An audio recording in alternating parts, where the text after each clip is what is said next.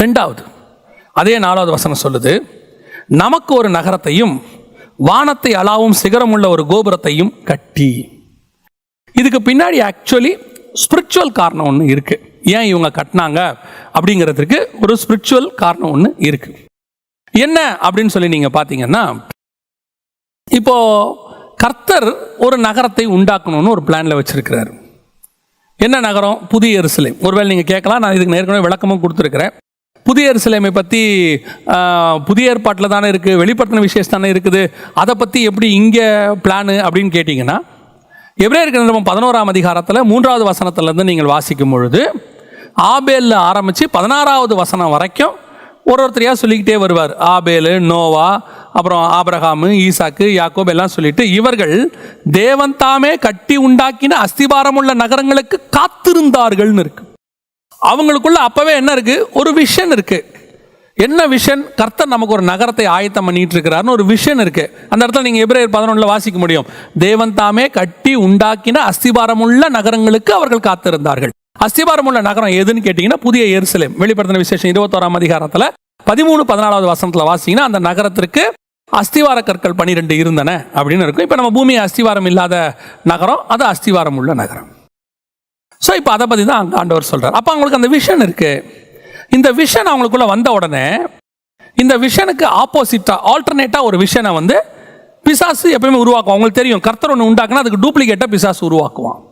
இப்போ உடனே அவன் காயின்கிட்ட போய் என்ன சொல்கிறான்? ஒரு நகரத்தை உண்டாக்க சொல்கிறான்.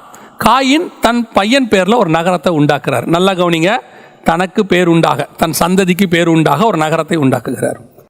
இப்போ இதில் பலுகி பெருகி அந்த நகரம் தான் வந்து மிகப்பெரியதான அழிவுக்கு காரணமாக இருந்தது. காயினுடைய நகரம். ஏன்? ஜனங்கள் சீர்கேடாக இருந்தார்கள், பூமியெல்லாம் கெட்டு போச்சு. எங்கத்தினால? இதனால. அதே நேரத்தில் நோவாவுடைய சந்ததியில், அதுக்கு முன்னாடி உள்ள சேத்துடைய சந்ததியில் வந்தவங்க கர்த்தரை தொழுது கொண்டார்கள்னு இருக்கு. ஸோ பூமி சீர்கேடாக மாறினதுக்கு இந்த நகரத்தில் உள்ளவங்க தான் காரணம். அப்போ இந்த நகரத்தில் உள்ளவங்களை மொத்தத்தையும் கர்த்தர் அழிக்க சித்தம் கொண்டார். இது நடந்தது வந்து நோவா காலத்தில். இப்போ அடுத்து பிசாசு என்ன பண்ணுறான்? ஜனங்களை வச்சு அடுத்த நகரத்தை உண்டாக்குகிறான். அதுதான் பாபேல். இந்த இடத்துல நமக்கு ஒரு நகரத்தை, அதாவது பிசாசு எப்பவுமே என்ன பண்ணுவான்னா, கர்த்தருக்கு ஆண்டவர் நம்மளை குறித்து ஒன்று செய்யணும்னு வச்சுருந்தார்னா அதுக்கு ஆல்டர்னேட்டாக ஒன்று உருவாக்குவான். ஸோ இந்த நகரத்தினுடைய கான்செப்டுங்கிறது ரொம்ப பெருசு. அது அங்கேருந்து புதிய எருசலேம் வெளிப்படுத்தின விசேஷம் வரைக்கும். இப்போ நம்ம அதை அங்கே போகலைன்னு வச்சுக்கோங்களேன். இப்போ இந்த நகரம் இருக்குது பாருங்களேன், சிட்டி, இது அவன் உண்டாக்குனது. இந்த சிட்டியை, கர்த்தருக்கு ஒரு சிட்டி இருக்குது நியூ ஜெருசலேம், அதுக்கு ஆல்டர்னேட்டாக தான் இவன் உருவாக்குறான். இந்த இடத்துல கர்த்தர் உங்களுக்கு ஒரு பிளான் வச்சுருக்கும் போது அதுக்கு ஆல்டர்னேட்டாக உங்களுக்கு ஒரு பிளானை பிசாசு சொல்லி கொடுப்பான். அது எப்படி இருக்குன்னு கேட்டிங்கன்னா, புதிய எருசலேம் கர்த்தருடைய நாம மகிமைக்குன்னு வரும், இது நமக்கு பேருண்டாக்கும்படி வரும். அது வரப்போறது மகிமையானது, ஸ்பிரிச்சுவல், இது பிசிக்கல். இன்னைக்கு இப்படிப்பட்டதான ஒரு காரியத்தை தான் பிசாசு உருவாக்கிக்கிட்டே வரோம். என்ன உருவாக்குறான் அப்படின்னு கேட்டிங்கன்னா, இப்போ நமக்கு புதிய ஏற்பாட்டை பொறுத்த வரைக்கும் நீங்களும் நானும் தான் தேவனுடைய ஆலயமாக இருக்கிறோம். இப்போ இந்த ஆலயம் அப்படிங்கிறத கான்செப்ட் வந்து ஸ்பிரிச்சுவல். இப்போ இது அப்படியே எப்படி மாறுது? வசனம் தெளிவாக சொல்லுது நியூ டெஸ்ட்மெண்ட்ல, கைகளால் கட்டின ஆலயத்தில் அவர் வாசமாக இருக்கவில்லை அப்படின்னு இருக்கு. அப்படி இருக்கும்போது இப்போ பிசாசு நமக்கு சொல்லி கொடுக்கறது என்னன்னா, எப்படி இஸ்ரவேலர்கள் ஒரு தேவாலயத்தை கட்டி ஆல்டர்னேட்டா எருசலேமில் ஒரு தேவாலயத்தை அவங்க கட்டினாங்களோ, ஆசாரிப்பு கூடாரத்துக்கு ஆல்டர்னேட்டாக கட்டினாங்களோ, அதே மாதிரி நம்மளை இப்போ ஒரு ஆல்டர்னேட் ஆலயத்துக்குள்ளே கொண்டாந்துட்டான். திருப்பி நல்லா கவனிங்க, அது எதற்காக கட்டப்படுதுங்கிறது தான் பேச்சு. ஆல்டர்னேட் கட்டினதே வேற. நியூ டெஸ்ட்மெண்ட்டை பொறுத்த வரைக்கும் நீங்களும் நானும் தான் சர்ச்.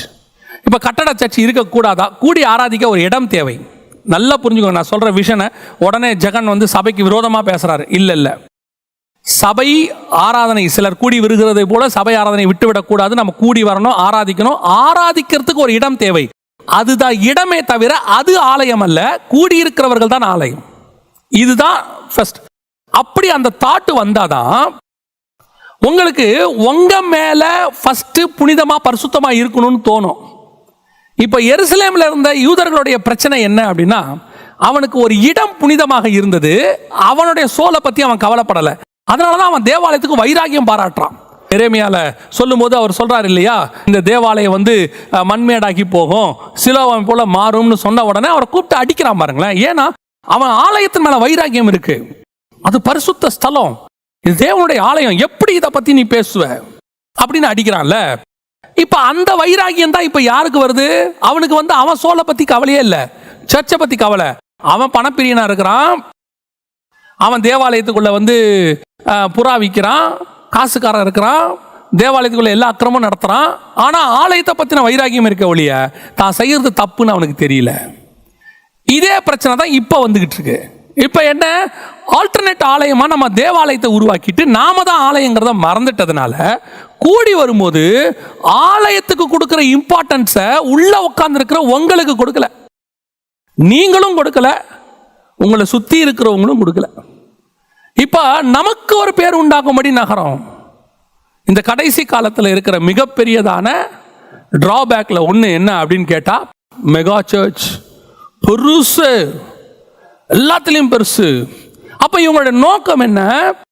உள்ள உட்கார்ந்து இருக்கிறவனை எப்படி பரிசுத்தப்படுத்தி வருகைக்கு ஆயத்தப்படுத்தி கர்த்தரை சந்திக்கிறதுக்கு எந்த நிமிஷமும் அவன் ரெடியா இருக்கணும்னு ஒவ்வொரு நாளும் அவனை ரெடி பண்றதை விட்டுட்டு, இப்ப நான் சுத்தி இருக்கிறத ஒவ்வொருத்தருக்கும் ஒரு கட்டுமான பணி இருக்கு இல்லையா, அந்த கட்டுமான பணிக்கு கான்சென்ட்ரேட் பண்றதுனால, அது ஆலயமா நான் நினைச்சதுனால இந்த ஆலயத்தை கட்டுறதுக்கு இவனை யூஸ் பண்ணணும், வேற வழி இல்லை, இவங்கிட்ட தான் வாங்கணும்.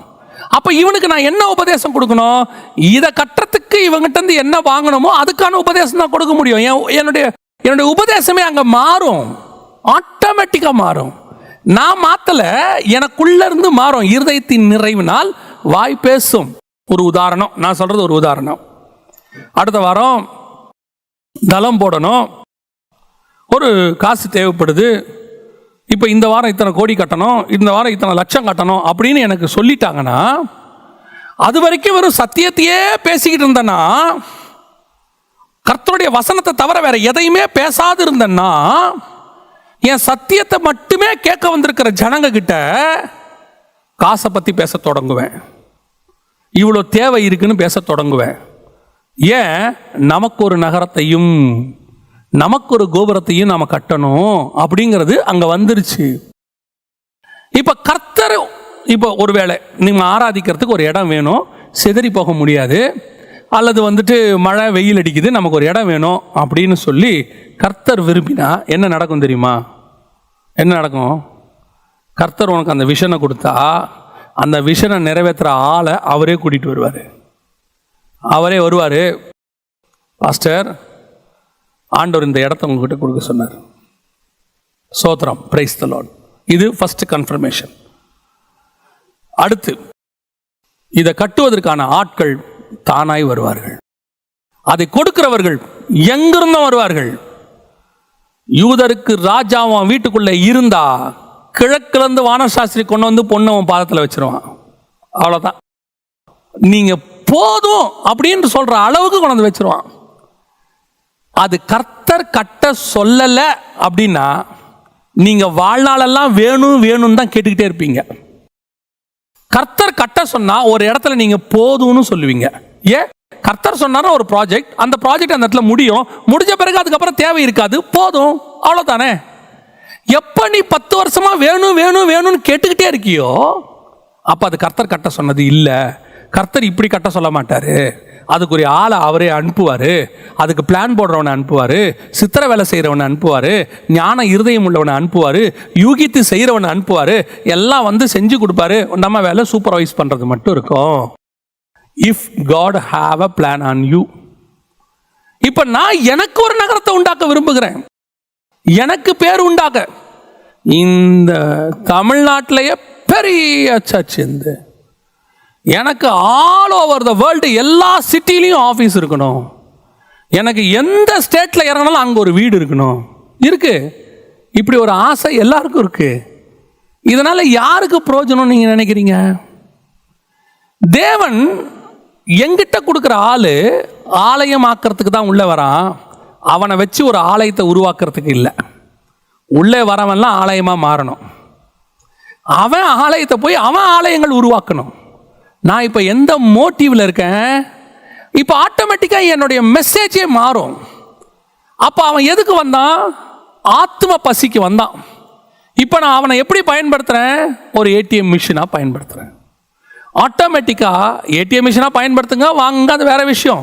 ஆட்டோமேட்டிக்காக அவன் ஆத்மாவுக்கு தேவையான அந்த சாப்பாடு அந்த 45 நிமிஷத்தில் அவனுக்கு கிடைக்காம போயிருச்சு. இப்போ சில நேரத்தில் நீங்கள் சாப்பிடாம போனீங்கன்னு வச்சுக்கோங்களேன், யாருக்கும் தெரியாது. ஒரு வேளை நீங்கள் சாப்பிடலன்னா யாருக்கும் தெரியாது.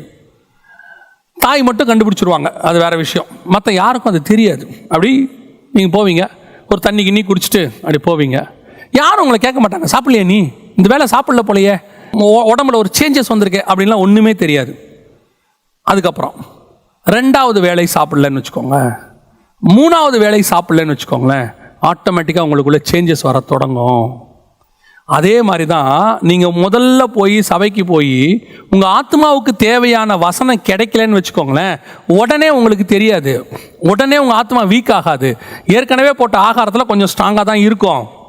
அப்புறம் 1 வாரம், அப்புறம் 1 மாதம், அப்புறம் 2 மாதம், ஆட்டோமேட்டிக்காக உங்கள் ஆத்மா ஒரு தொய்ந்து போகிற அனுபவத்துக்கு வரும். இப்போ ஆட்டோமேட்டிக்காக நீங்கள் ஸ்பிரிச்சுவலி வீக் ஆகுவீங்க. நீங்கள் ஸ்பிரிச்சுவலி வீக் ஆகும்போது உங்கள் பேச்சு மாறும், நீங்கள் பார்க்கறது மாறும், உங்களுடைய ஸ்பிரிச்சுவாலிட்டியோட சென்சிட்டிவ்னஸ் மாறும். ஒரு ஷார்ப்னஸ், ஸ்பிரிச்சுவல் ஷார்ப்னஸ் உங்களுக்கு ஒன்று இருந்திருக்கும், அது குறைஞ்சிருக்கும். அப்போ இதெல்லாம் தப்புன்னு அப்படி ஷார்ப்பாக உணர்ந்த நீங்கள் அப்புறம் அதே காரியத்தை ரொம்ப கேஷுவலாக உட்காந்து செஞ்சிட்டு இருப்பீங்க.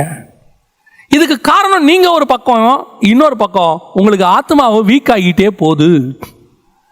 ஏன் இங்கே வரக்கூடிய சாப்பாடு எந்த சாப்பாடாக இருக்குது? உங்கள் ஆத்மாவுக்கு தேவையான சாப்பாடு வரல, உன் சரீரத்துக்கு தேவையான சாப்பாடு வந்துட்டுருக்கு. ஸோ எனக்கு ஒரு நகரத்தை நான் உண்டாக்கணுங்கிற தாட் எனக்கு வரவே கூடாது. எனக்கு ஒரு நகரத்தை அவர் உண்டாக்கிக்கிட்டு இருக்கிறாரு. என்னுடைய வேலை எங்கிட்ட வந்தவனை நான் சபையாக மாற்றணும், அவனை ஆலயமாக மாற்றணும். அப்போ ஒரு ஊழியக்காரனுக்கு இந்த பூமியில் எதுவுமே இல்லையா?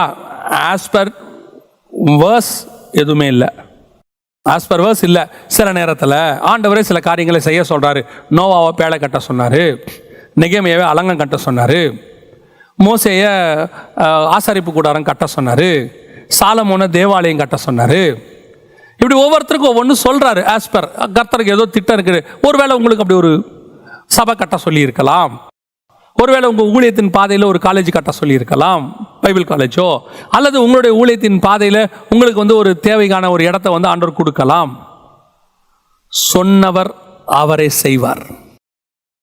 யாருக்கிட்டையும் உங்களை போய் காம்ப்ரமைஸ் பண்ண விட மாட்டார்.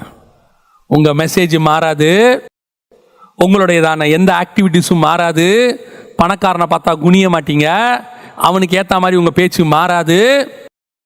நீங்கள் எந்த இடத்துலையும் உங்கள் ஸ்பிரிச்சுவல் ஸ்டாண்டர்டு மாறாமல் இருக்கும். இது சத்தியத்தை பேசிட்டு போயிட்டே இருப்பீங்க. தேவைகள் சந்திக்கப்பட்டு கொண்டே இருக்கும். அதுதான் திருப்பியும் சொல்கிறேன், ஆண்டவர் சொன்னால் அவர் செய்வார். யாருக்கிட்டையும் அதை சொல்ல வேண்டிய அவசியம் இல்லை. நமக்கு பேர் உண்டாகணும்னா தான். கர்த்தருக்கு பேர் உண்டாக்குறது என்னது? வரவனை ஆலயமாக மாற்றுறது. என்னை நம்பி கொஞ்சம் பேரை கொடுத்துருக்காரு. அது எவாஞ்சலிஸ்டாக கூட இருக்கட்டும், உங்களோட கூட்டங்களுக்கு 5000 பேர் வரான். எதுக்கு வந்திருக்கான்? ஆண்டவரை ஏற்றுக்கொள்றதுக்காக வந்திருக்கான். உங்களை நம்பி கர்த்தர் அனுப்பியிருக்காரு. அவங்ககிட்ட சொல்ல வேண்டியது காஸ்பல், அவனுக்கு செய்ய வேண்டியது ஹீலிங், அவனுக்கு கொடுக்க வேண்டியது டெலிவரன்ஸ், அவனுக்கு கொடுக்க வேண்டியது கார் வாங்குற ஃபார்முலா கிடையாது, வீடு கட்டுறதுக்கான காரியம் கிடையாது. அவனுக்கு ஆத்மாவுக்கு தேவையானது தான் அங்கே பேசணும். மிச்சத்தை கர்த்தர் பார்த்து கொள்வார். அவனை பணக்காரனாக்கணும்னா ஓவர் நைட்டில் அவர் ஆக்கிட்டு போயிடுவார். நமக்கு தேவை அவருக்கு பேர் உண்டாகணும். எனக்கு பேர் இன்னைக்கு கடைசி காலத்தில் ஹீரோ வர்ஷிப் வந்துக்கிட்டே இருக்கு. அதிகப்படியாக நீங்கள் பாருங்கள், நான் ஏன் மினிஸ்ட்ரி பாப்புலர் ஆகணும், என்னுடைய ஊழியம் பாப்புலர் ஆகணும், ஏன் பேர் அப்படியே போகணும். நல்லா தெரிஞ்சுக்கொள்ளுங்க, ஊழியம் என்பது என்னை ஆண்டவர் கொண்டு வந்தது, நம்ம எல்லாரையுமே கொண்டு வந்தது அவர் மகிமைப்பட. எங்கிட்ட ஒரு ப்ராஜெக்ட் கொடுத்துருக்காரு, அந்த ப்ராஜெக்டை செய்யறதுக்கு தான் கர்த்தர் கூட்டு வந்தாரே ஒழிய என்னை உயர்த்தது அவர் வேலை. உன் பேரை நான் பெருமைப்படுத்துவேன். நம்ம பண்ண வேண்டாம், நம்ம பண்ணவே வேண்டாம். நம்ம என்ன பண்ணணும்?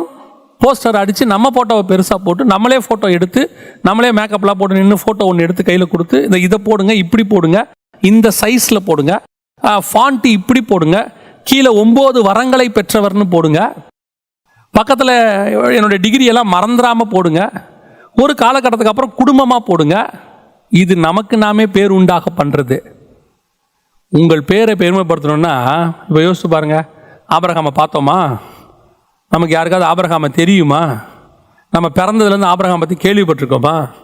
30 வயசில் இயேசுவை ஏற்றுக்கிட்டோம், இல்லை 18 வயசில் ஏற்றுக்கிட்டோம், எப்பயோ ஏற்றுக்கிட்டோம். ஏற்றுக்கொண்ட பிறகு படித்தோம், இதில் வந்து ஆபிரகாம் பேர் இருக்குது. நமக்கு ஒரு பிள்ளை பிறந்தா ஆபிரகாம்னு பேர் வைக்கிறோம். அவன் நம்ம தாத்தாவா? Spiritually relationship. இதுதான் அவன் பேரை பெருமைப்படுத்துறது. எப்படி? எங்கேயோ இருந்த சினையார் தேசத்தில் கல்தேயர் பட்டணத்தில் பிறந்த ஒரு நாடோடியாய் ஊராய் சுற்றி கொண்டிருந்த ஒரு கூடார வாசியின் பெயரை தமிழ்நாட்டில் பிறந்த எதையோ ஒரு மூலையில் இருக்கிற ஒரு பிள்ளைக்கு நான் வைக்கிறேனே, இதுதான் பேரை பெருமைப்படுத்துதல். எனக்கு நானே போடுறது பேரை பெருமைப்படுத்துறது இல்லை. ஒரு பத்திரிகையை போட்டால் முதல் பேஜிலேருந்து கடைசி பேஜ் வரைக்கும் ஃபோட்டோ, எல்லா பேஜ்லேயும் ஃபோட்டோ இருக்குது, எல்லா பேஜ்லேயும் ஃபோட்டோ இருக்குது, விதவிதமாக இருக்குது. அது உங்கள் பத்திரிகை, நீங்கள் போட்டுக்கோங்க, தப்பு கிடையாது. என்னை நானே பிரஸ்தாபப்படுத்துவதற்காக இங்கே வரவில்லை. அவர் பெருகவும் நான் சிறுகவும் வேண்டும். இன்னைக்கு பவுலை பாருங்க, நம்ம பார்த்தோமா பவுல் எப்படி இருப்பார்? இன்றைக்கும் டிபேட் நடக்குது.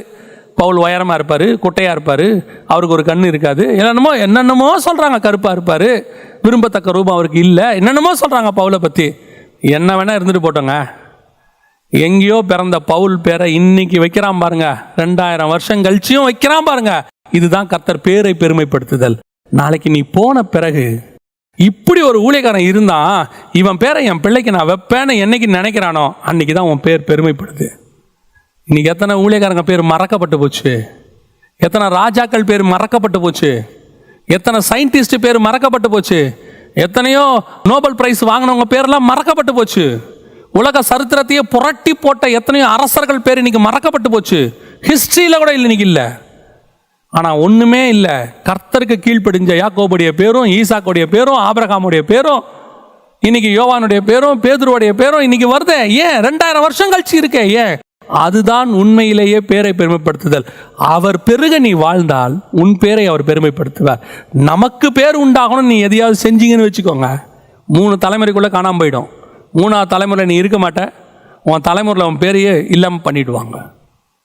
எப்பவுமே நினைக்கணும், கர்த்தருக்கு பேர் உண்டாக நான் இருக்கணும். என் பேர் எவ்வளோக்கு எவ்வளோ மறையுதோ அவ்வளோக்கு அவ்வளவு நல்லதுன்னு சொல்லணும். கர்த்தருடைய பேர் தான் வரணும்னு சொல்லணும். அந்த ஆசை உனக்குள்ளே இருக்கணும். உன்னை கேட்காம உன் ஃபோட்டோவை அவன் எடுத்து போகிறான், அது அவன் இஷ்டம். நீ சொல்லியே அவன் கேட்கல, அதை விட்டுருங்க. நீ ஆசைப்படாத, அதுதான் கேள்வி. எனக்கு இப்படி இந்த மாதிரி ஆங்கிளில் இப்படி இருக்கணும். எவ்வளோக்கு எவ்வளோ நான் இல்லாமல் போகிறேனோ அவ்வளோக்கு அவ்வளோ நல்லது. அவர் பெருகவும் நான் சிறுகவும் வேண்டும். இந்த பாபிலோனிய ஸ்பிரிட், முதலாவது கர்த்தருடைய திட்டம் உலகமெங்கும் சிதறி போகுதல். இந்த பாபிலோனிய ஸ்பிரிட் சிதறி போக விடாது, உங்களை அப்படியே ஒரே இடமா வச்சுக்க விரும்பும். 2வது, நமக்கு பேர் உண்டாக்கும்படி செய்யும். நாம் வந்தது கர்த்தருக்கு பேர் உண்டாக்கும்படி, நமக்கு பேர் உண்டாக்க அல்ல.